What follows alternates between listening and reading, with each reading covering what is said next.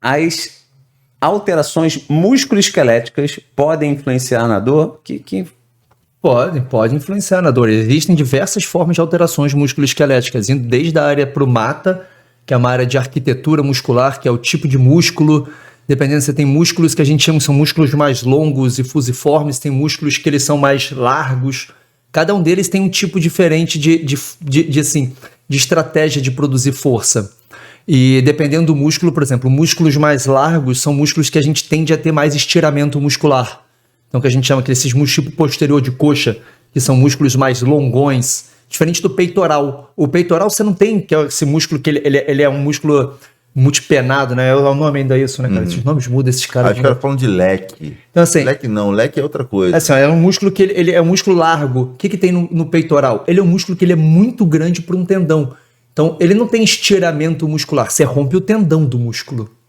Entendeu? Então, dependendo do tipo de músculo, você tem mais propensão a ter uma determinada lesão. E o legal é que as lesões alteram as propriedades musculares também. Isso é importante quando a gente fala em prevenção. Porra, ninguém quer prevenir. Ninguém quer prevenir. O cara quer fazer.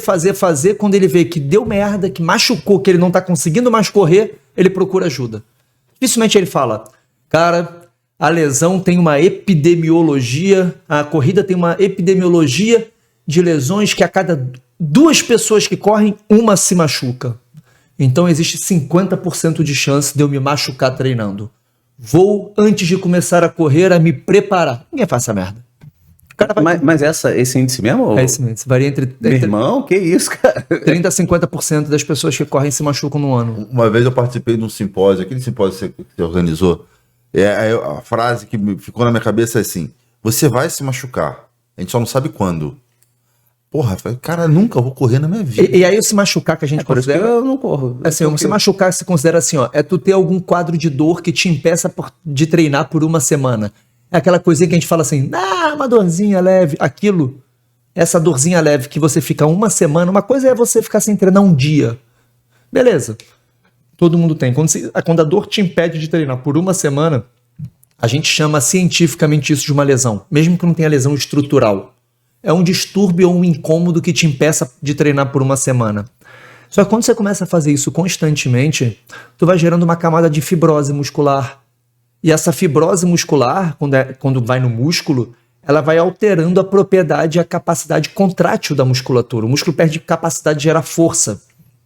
Então você vai ficar querendo fazer mais exercício de fortalecimento porque tu acha que teu músculo está fraco, enquanto que na verdade ele está estruturalmente incompetente. Existe uma tem como corrigir isso também? Em alguns casos sim, dependendo assim, ó, quando eu pego, cara, às vezes uns pacientes com lesão de posterior de coxa, que é comum em sprinter, o cara joga futebol. Cara, o cara tem uma lesão que a fibrose é tão grande, cara, é uma fibrose, você sabe que não vai corrigir. Não quer dizer que o cara vai se machucar para sempre, ele vai ser sempre mais um grupo de risco para se machucar. Só que o legal é te falar uma coisa, que a gente pensa muito em força, só que a gente tem que, na área funcional, a gente tem que pensar muito em competência muscular. Porque, por exemplo, cara, num sprint, o músculo que mais gera força é a musculatura de solear, que é o músculo intrínseco da panturrilha, de dentro da panturrilha, e a musculatura de quadril, tá? A panturrilha, esse músculo, cara, ele não usa mais de 40% da força máxima a cada passada. Então, não é somente ter uma capacidade grande de gerar força, é tu saber dar competência para aquele músculo para ele ser bem ativado na corrida. Então, às vezes, você tem uma lesão estrutural que reduz a força dos posteriores de coxa, mas reduziu, sei lá, tu perdeu a capacidade, lá o Mata vai fazer um isocinético e vai falar, ó, teu posterior de coxa está 20% abaixo do que eu espero de força máxima. Beleza. Existem formas de você conseguir ainda assim treinar e distribuir a carga, aquilo que eu falei no começo, para você reduzir a chance do cara se machucar. O problema é quando o cara chega para esses caras, pra gente, com a musculatura tá tão lesionada, tão fibrose, que aí o cara faz um isocinético, faz um teste de força, perdeu 40% da força máxima do músculo. Quando flexiona bastante o joelho, não consegue nem fazer o mínimo que o aparelho pede. O aparelho, para você poder fazer o movimento completo, você tem que ter você seta o mínimo que ele precisa fazer. Às vezes o cara tá tão fraco, que ele não consegue nem chegar no mínimo. Aí o aparelho trava. Ele assume que você não tá nem fazendo força. Aí tem que alguém ajudar o cara lá para fazer. Isso o que o Gustavo falou é interessante, da fibrose dentro do músculo. Uma coisa que a gente fala dentro da nossa área é estrutura e função. Qual é a função do músculo naquele caso? Então, o músculo vai fazer força. Se você não tem tecido muscular ali, você substitui por um tecido conjuntivo, você não consegue fazer força, porque o tecido conjuntivo não faz força. Ele não tem interação entre proteínas contráteis, não tem proteína contrátil ali para poder gerar força. E é o que move a gente. A gente precisa fazer força muscular para ficar em pé, pra fazer qualquer coisa. Correr, qualquer coisa. Precisa de músculo para fazer força.